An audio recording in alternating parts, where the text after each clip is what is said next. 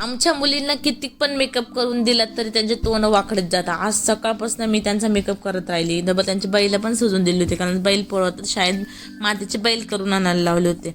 पण मुलींचं तर असं असतं, हिचा जास्त केला, हिचा असं केला. हिला म्हटलं चल घेऊन चल, आता आपल्याला बैल द्यायचे, शाळेमध्ये दाखवायचे. मग निघालो होतो आम्ही शाळेमध्ये रिद्धी सिद्धीला, आणि आम्ही घेतलं होते बॅगी. म्हटलं चला आपल्याला तर शाळेत निघणं आहे. तर त्या दोघांना पण म्हटलं चला बॅगी तर माझ्याजवळ द्या.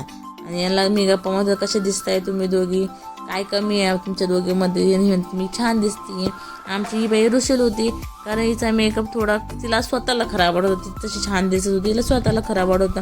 म्हणलं चला आता शाळेचं झालं आहे वेळ, तुमच्या दोघींच्या बॅगी मी घेते, तुम्ही चला बैल घेऊन. जे मातीचे बैल तयार केलेले होते. मग मी सिद्धीकडनं बॅग घेऊन घेतली आणि आम्ही निघालो रस्त्याने.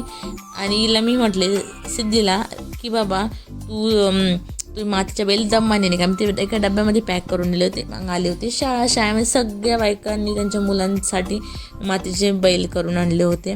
मग आम्ही मॅडम येऊसर वाट बघत होते, इकडे सर्व मम्मी ते मुलींच्या. मॅडम येईल मग त्यांना आम्ही त्यांच्या हातामध्ये बैल देऊ, कारण लेकरांचं कसं असतं मातीचे बैल आहे आणि ते पाडून टाकते. इकडे आमचं काहीतरी मजाक चालू झाली होती, तर मला हसू येत होतं त्यांचं. आणि त्यांचा बैल तुटून गेला होता अनूस, जर हे असेच होतं लहान लेकराकडनं पडून जातं. मग ते हसायला लागलं की बाबा इथं आला आणि बैल तुटून गेले, हे बघ किती छान छान बैल करून आणले होते मुलीने. तिकडे यांचे मॅडम आले होते, मग सगळं मॅमजवळ जमा करते बैल वगैरे ते. मग आम्ही मॅमजवळ बैल दिले आणि आम्ही आलो घरी. हा झाला माझा मिनी ब्लॉग. थँक्यू.